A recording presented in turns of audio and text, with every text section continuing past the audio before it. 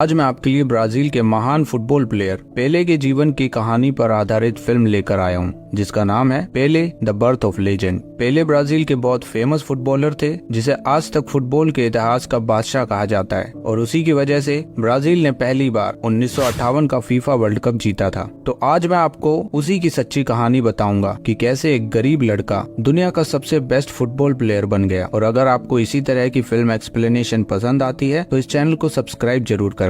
तो कहानी शुरू होती है ब्राजील की एक छोटी सी बस्ती से, और इस बस्ती के सभी बच्चे जूते पॉलिश करने का काम करते हैं, और काम करने के बाद वो अपने आस पड़ोस के लोगों की जुराबे और कपड़े चुराकर उससे फुटबॉल बनाते हैं और खेलने लगते हैं। जैसे हमारे एशिया देशों में क्रिकेट गलियों में खेला जाता है, वैसे ही नॉर्थ अमेरिका देशों में फुटबॉल गलियों में खेला जाता है। वैसे ही ये बच्चे भी गलियों में फुटबॉल खेल रहे होते हैं। यहाँ फुटबॉल खेलने वाले बच्चों में से एक का नाम था डीको, और उसका छोटा भाई भी उसके साथ था। उसके छोटे भाई को सब बच्चों ने मिलकर पानी में गिरा दिया, तो वो अकेले ही वहाँ पर रोने लगा। लेकिन फिर उसने पानी से कीचड़ उठाकर पेले पर फेंकी, तो पेले और बाकी सभी बच्चे फुटबॉल छोड़कर उस कीचड़ से ही खेलने लगे। अब जब डीको अपने भाई के साथ घर वापस आया तो वो अपनी माँ को बताता है कि वास्तव में उसके जूते पॉलिश करने के बाद जब वो घर वापस आ रहे थे तो जूको का पैर फिसल गया और वो नदी में गिर गया। लेकिन तभी जूको सच बोल देता है कि वो लोग फुटबॉल खेलते हुए कीचड़ में हो गए। ये बात सुनकर पेले की माँ उन पर बहुत गुस्सा करती है। दरअसल डीको की माँ कभी नहीं चाहती थी कि उसके बच्चे फुटबॉल खेले, क्योंकि डीको के पिता एक समय पर बहुत अच्छे फुटबॉल प्लेयर थे, लेकिन फुटबॉल खेलते समय लगी चोट के कारण उनका एक पैर पूरी तरह से खराब हो गया और उनका फुटबॉल करियर खराब हो गया, और अब वो सफाई का काम करते हैं। फिर 1950 का समय आता है और आज ब्राजील टीम उरुग्वे में फुटबॉल वर्ल्ड कप का खेल खेल रही थी।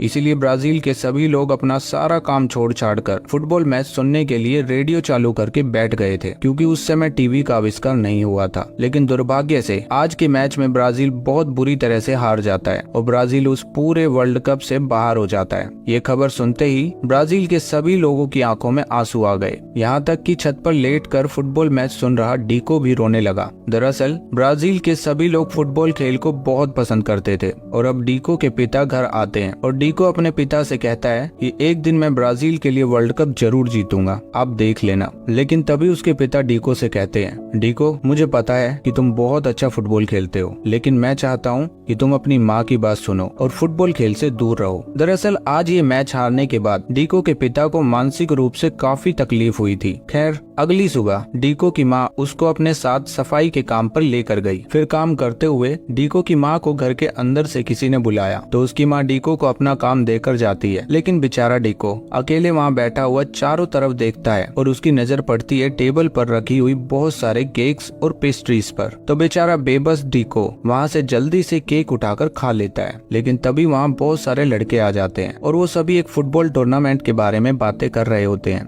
जहाँ बच्चे फुटबॉल खेलेंगे और जो बच्चे अच्छा खेलेंगे उन्हें सेंटोस फुटबॉल क्लब में शामिल कर लिया जाएगा। वो लड़के बहुत एक्साइटेड थे और सभी अलग अलग फुटबॉल प्लेयर के नाम बता रहे थे कि वो उनकी तरह खेलना चाहते हैं। लेकिन ये सब सुनकर बेचारे डीको ने भी कहा कि मैं पेले की तरह खेलना चाहता हूँ। ये सुनकर वो सारे लड़के हंसने लगते हैं और कहते हैं कि ये पेले कौन है। डीको कहता है कि वो वास्को दी गामा का गोलकीपर है। दरअसल यहाँ डीको ने गलत बोल दिया था, क्योंकि वास्को दी गामा के गोलकीपर का नाम बिले था, इसीलिए वो गलती से उसे पेले बुला देता है। फिर वहाँ मौजूद सभी बच्चे उस पे हंसते हैं और कहते हैं कि जरूर कोई पागल ही होगा जो बिले को पेले कहेगा। खैर आज से हम तुम्हें पेले कहकर बुलाएंगे। और फिर वो लड़के अपने फुटबॉल को डीको की तरफ मारते हैं और बॉल से पानी की भरी हुई बाल्टी फर्श पर गिर जाती है। इसके तुरंत बाद डीको की माँ वहाँ आ जाती है और वो बार बार उन बच्चों से माफी मांगती है। हालांकि यहाँ डीको ये कहने की कोशिश करता है कि गलती उन लड़कों की है, लेकिन डीको की माँ उसे चुप कर देती है, क्योंकि उसकी माँ वहाँ काम करती थी। फिर जब डीको की माँ उसे वहाँ से लेकर जाने लगती है तो वो जल्दी से टूर्नामेंट के बारे में एक पर्चे को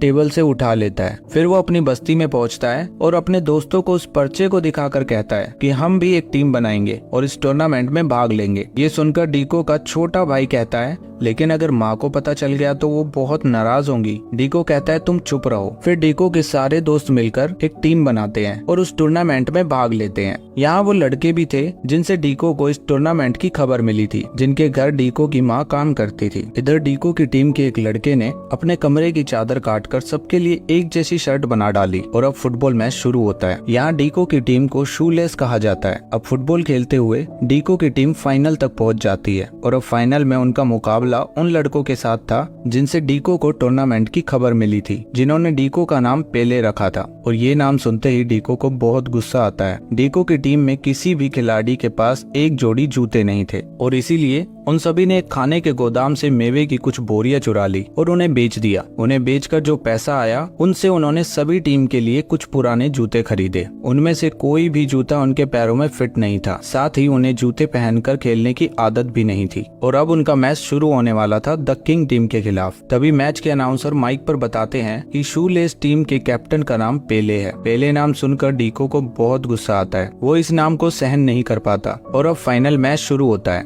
वहीं मैच के दौरान विरोधी टीम के खिलाड़ी पेले पेले कहकर डीको को बहुत परेशान करते हैं, लेकिन यहाँ डीको की टीम अच्छा परफॉर्मेंस नहीं करती। उन्होंने हाफ टाइम से पहले 6 गोल खाए और आधे मैच की समाप्ति पर स्कोर 6-0 था। अब डीको और उसकी टीम के सभी खिलाड़ी अपने जूते उतार देते हैं क्योंकि उनमें से किसी को भी जूते पहनकर फुटबॉल खेलने की आदत नहीं थी, क्योंकि वो सभी बस्ती के गरीब बच्चे थे। और अब जूता उतार कर खेलना शुरू करने के बाद डीको की टीम की शक्ल बदली बदली नजर आ रही थी। उन्होंने बहुत ही शानदार तरीके से खेलना शुरू किया, अपनी विरोधी टीम के खिलाफ 6 गोल मारे और अब मैच का स्कोर 6-6 से बराबरी पर था। इस मैच में डीको ने बहुत अच्छा प्रदर्शन किया। ये देखकर फुटबॉल देख रहे सभी लोगों ने उसे पेले पेले कहकर प्रोत्साहित किया, क्योंकि वो सभी डीको के असली नाम को नहीं जानते थे, क्योंकि वो सभी लोग डीको को पेले नाम से जानते थे। दरअसल यहाँ विरोधी खिलाड़ियों ने डीको को छोटा दिखाने के लिए उसका नाम डीको की जगह पेले लिखवा दिया था। लेकिन अब डीको अपने पेले नाम से नाराज नहीं था,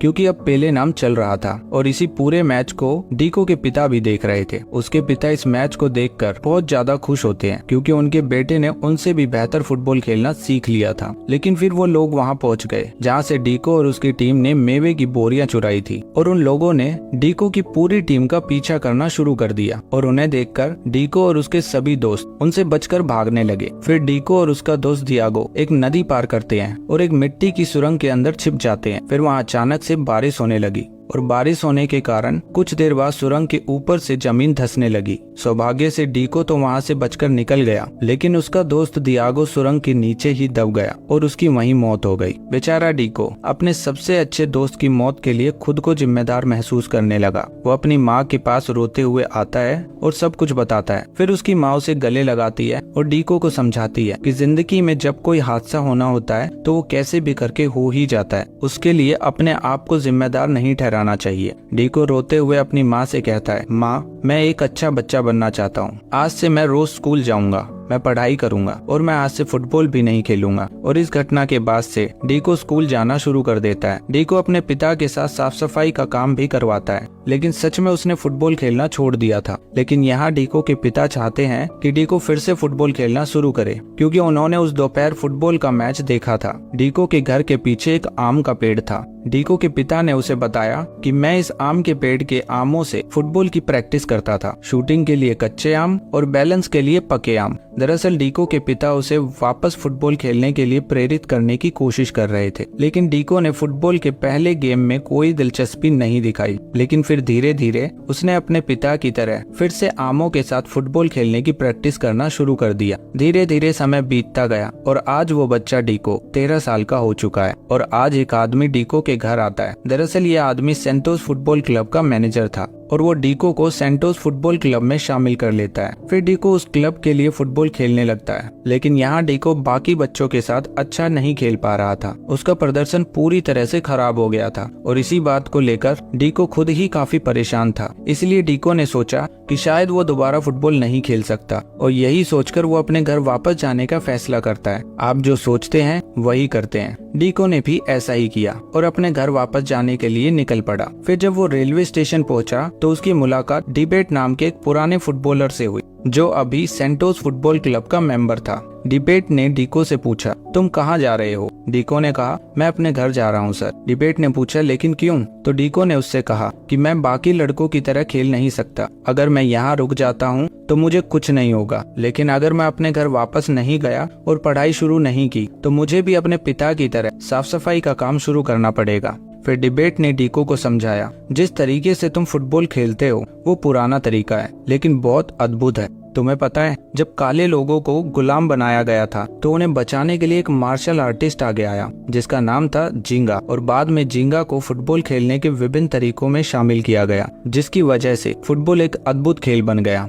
लेकिन फिर जब 1950 में ब्राजील फीफा वर्ल्ड कप हार गया तो लोगों को लगने लगा कि शायद ब्राजील के झींगा स्टाइल की वजह से ही वो मैच हार गए। तो तब से इस झींगा स्टाइल को ब्राजील टीम ने खेलना बंद कर दिया। लेकिन तुम जिस स्टाइल से खेलते हो वो झींगा स्टाइल ही है, और तुम इस झींगा स्टाइल में बहुत अच्छे हो। इसलिए तुम्हारा कोच नहीं चाहता कि तुम इस स्टाइल में फुटबॉल खेलो। अब तुम दो काम कर सकते हो। सबसे पहला तो तुम अपने अंदर के झींगा स्टाइल को सबके सामने दिखाकर ये साबित कर सकते हो कि तुम अपने इस स्टाइल में कितना अच्छा फुटबॉल खेल सकते हो। और दूसरा काम ये है कि थोड़ी देर बाद ट्रेन आने वाली है, तुम उस ट्रेन में बैठकर अपने घर वापस जा सकते हो और अपनी वही नॉर्मल जिंदगी शुरू कर सकते हो। ये सब समझाने के बाद डिबेट वहाँ से चला जाता है और फिर ट्रेन भी वहाँ आ जाती है। लेकिन डीको ट्रेन में नहीं चढ़ता, वो फुटबॉल के मैदान में वापस जाता है और अब डीको अपने झींगा स्टाइल में पूरे दिल से फुटबॉल खेलता है और बहुत शानदार गोल करता है। ये सब देखकर डीको का कोच हैरान रह जाता है। फिर उसका कोच उसे बुलाता है और कहता है कि तुम ये क्या कर रहे हो। डीको को लगता है कि उसने कोई गलती की है तो वो बोलता है सॉरी सर, अब नहीं करूंगा। लेकिन डीको का कोच उसे कहता है कि तुम्हें ऐसा फिर से करना चाहिए, और इस बार डीको अपने झींगा स्टाइल में कई सारे गोल मारता है। डीको का कोच ये देखकर बहुत ज्यादा हैरान और खुश होता है। जहाँ डीको को सामान्य टीम में भी नहीं लिया था, अब उसे सीधा प्रो टीम में शामिल कर लिया गया। और अब 15 साल के डीको ने सेंटोस फुटबॉल क्लब में कई मैच जीते और अपने पैरों के जादू से इस क्लब के नाम बहुत सारे गोल किए। फिर धीरे धीरे डीको का नाम पूरे देश भर में फैलने लगा, लेकिन हर कोई उसका नाम पेले के नाम से जानता था। और इसी तरह समय बीतता गया और अब बात आती है 1958 की। इस साल फीफा वर्ल्ड कप था, लेकिन डीको केवल 17 साल का था।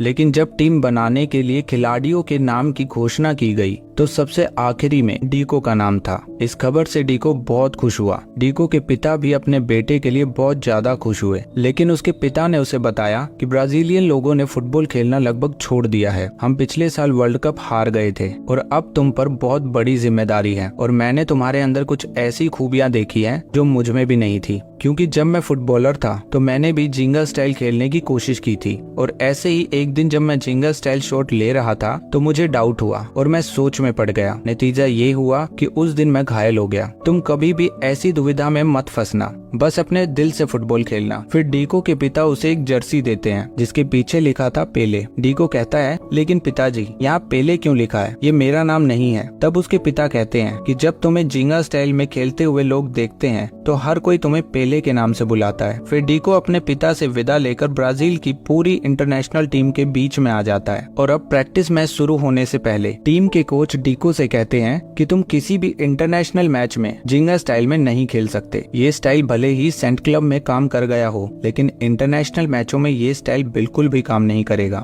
दरअसल पिछले वर्ल्ड कप में ब्राजील इसी स्टाइल के कारण बुरी तरह हार गया था, इसीलिए उस हार के डर से अब कोच डीको को इंटरनेशनल मैच में झींगा स्टाइल खेलने से मना करते हैं। लेकिन जब प्रैक्टिस मैच शुरू होता है तो डीको अपने कोच की कोई बात नहीं सुनता और वो झींगा स्टाइल में ही खेलना शुरू करता है। क्योंकि उसे अपने पिता की बात याद थी, तो इस प्रैक्टिस मैच के दौरान डीको के घुटने में भयानक चोट लग गई, और ये चोट लगने से डीको को वर्ल्ड कप खेलने की कोई उम्मीद नहीं थी। बड़ी परेशानी के साथ डीको ने अपने घर फोन किया और अपनी माँ से कहा कि मेरे घुटने में बहुत भयानक चोट लगी है। ये सुनकर उसकी माँ को बहुत दुख हुआ, क्योंकि ऐसी ही एक चोट ने उनके पति का पूरा फुटबॉल करियर बर्बाद कर दिया था, और अब वो सफाई का काम करते हैं। वो अपनी माँ से कहता है, माँ मुझे बहुत बड़ी गलती हुई है, मुझे स्कूल जाना चाहिए था। फिर डीको की माँ कहती है, नहीं बेटा, हम सारे फैसले एक साथ लेते हैं और तुम्हारे साथ कुछ भी हो हम तुम्हारे साथ खड़े हैं। फिर डीको को डॉक्टर ने बताया कि डीको अगले मैच में खेल सकता है। और फिर रेडियो पर खबर आई कि ब्राजील ने अभी तक 1950 और 1954 की हार से सीख नहीं ली है। ब्राजील के खिलाड़ी अभी भी पुराने झींगा स्टाइल में खेल रहे हैं और जानबूझकर खुद को घायल कर रहे हैं। ये खबर डीको को पॉइंट आउट कर रही थी। ये खबर सुनकर उसके कोच बहुत नाराज होते हैं, लेकिन कोच ने उस दिन डीको से कुछ नहीं कहा। और अब वर्ल्ड कप शुरू हो गया था, लेकिन खेल शुरू होने से पहले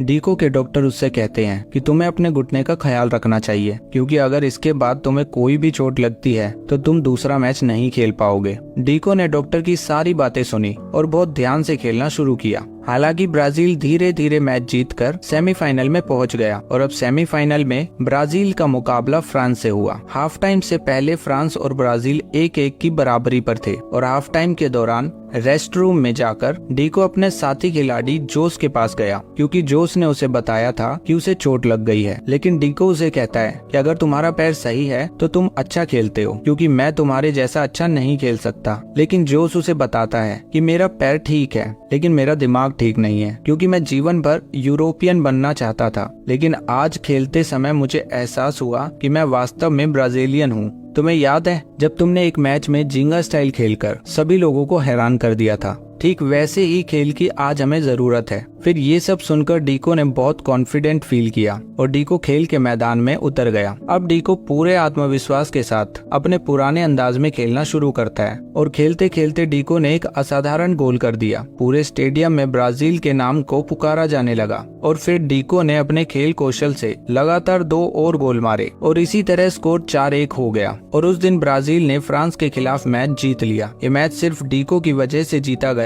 तो अब ब्राजील के घर घर में खुशियों की लहर दौड़ पड़ी क्योंकि ब्राजील फाइनल में पहुंच चुका था। फाइनल में ब्राजील का मुकाबला स्वीडन से था। तो खेल शुरू होने से पहले स्वीडन के कोच और ब्राजील के कोच एक साथ प्रेस कॉन्फ्रेंस में गए। वहीं प्रेस कॉन्फ्रेंस में स्वीडिश कोच ने ब्राजील टीम को नीचा दिखाया और कहा ब्राजील टीम को कोई अनुशासन नहीं है, उनके पास कोई गेम प्लान या गति नहीं है, वे उल्टा पुल्टा खेलते हैं। और ये सब सुनकर ब्राजील टीम के कोच प्रेस कॉन्फ्रेंस से उठकर खिलाड़ियों के पास आ गए। ब्राजील टीम के हर एक खिलाड़ी से कहा, मैं नहीं चाहता कि कल दुनिया हमें स्वीडन की तरह खेलता हुआ देखे। मैं चाहता हूँ कि दुनिया हमें वैसे ही देखे जैसे हम वास्तव में हैं और हमारे खेल का असली रूप जिंगा स्टाइल खेलना है। मैं नहीं जानता कि कल फाइनल में हम जीतेंगे या हारेंगे, लेकिन मैं चाहता हूँ कि कल हम स्वीडन समेत पूरी दुनिया को एक बेहतरीन मुकाबला देंगे। और फिर अगले दिन फाइनल मैच शुरू होता है। लेकिन अब स्वीडन के लगभग सभी खिलाड़ियों की नजर पेले पर थी क्योंकि वो नहीं चाहते थे कि पेले बहुत अच्छा खेले। और इसी तरह स्वीडिश टीम ने 4 मिनट बाद ही गोल कर ब्राजील से बढ़त हासिल कर ली और जैसे ही वो गोल हुआ तो पूरे ब्राजील के घरों में मातम छा गया। लेकिन डीको यानी पेले ने अपना हौसला नहीं छोड़ा और उसने खेल की बहुत अच्छे से शुरुआत करी और उसके तुरंत बाद ही एक गोल कर दिया। गोल बराबर होने से ब्राजील की टीम और मजबूत हो गई। कुछ ही देर बाद उन्होंने एक और गोल कर दिया और मैच में ब्राजील टीम 2-1 गोल से आगे हो गई। फिर भी ब्राजील ने अपना आक्रामक खेल नहीं रोका। उन्होंने एक के बाद एक टोटल 5 गोल मारे। हालांकि इस मैच में स्वीडन केवल 2 गोल मारने में ही सफल रही। पूरे स्टेडियम में स्वीडिश दर्शकों की खामोशी ने पूरे स्वीडन को हैरान कर दिया। उधर ब्राजील में हर किसी की आंखों में खुशी के आंसू आ गए थे क्योंकि ब्राजील ने आज अपनी पहली वर्ल्ड कप ट्रॉफी जीत ली थी और वो भी पेले यानी डीको की वजह से। और अब डीको चारों ओर पूरी तरह से पेले के नाम से जाना जाने लगा। फुटबॉल इतिहास में ब्राजील और स्वीडन के बीच इस मैच को कहा जाता है। इस मैच को कभी कोई नहीं भूल सकता क्योंकि इस मैच के बाद जिंगा स्टाइल पूरी दुनिया में इतना फेमस हो गया कि हर कोई इस खेल को सीखना और देखना चाहता है। और ब्राजील सरकार ने 1961 में सम्मान पूर्वक पेले को अपना राष्ट्रीय खजाना घोषित कर दिया और फिर पेले ने मात्र 17 साल की सबसे कम उम्र में वर्ल्ड कप खेलने और जीतने का वर्ल्ड रिकॉर्ड बना दिया। फिर ब्राजील ने 1962 और 1970 का वर्ल्ड कप भी अपने नाम कर लिया। पेले अब दुनिया का एकमात्र खिलाड़ी है जिन्होंने 3 वर्ल्ड कप जीते हैं और इसके साथ ही उनके नाम 1283 गोल मारने का रिकॉर्ड भी दर्ज है। लेकिन केवल एक रिकॉर्ड पेले कभी नहीं तोड़ सका, वो है एक मैच में 5 गोल करने का रिकॉर्ड और ये रिकॉर्ड आज भी उनके पिता के नाम पर है। साथ ही ओलंपिक समिति द्वारा पेले को सदी का सर्वश्रेष्ठ खिलाड़ी का नाम भी दिया गया। तो ये थी पेले की सच्ची कहानी पर आधारित फिल्म। आपको मेरी एक्सप्लेनेशन कैसी लगी कमेंट करके जरूर बताइए।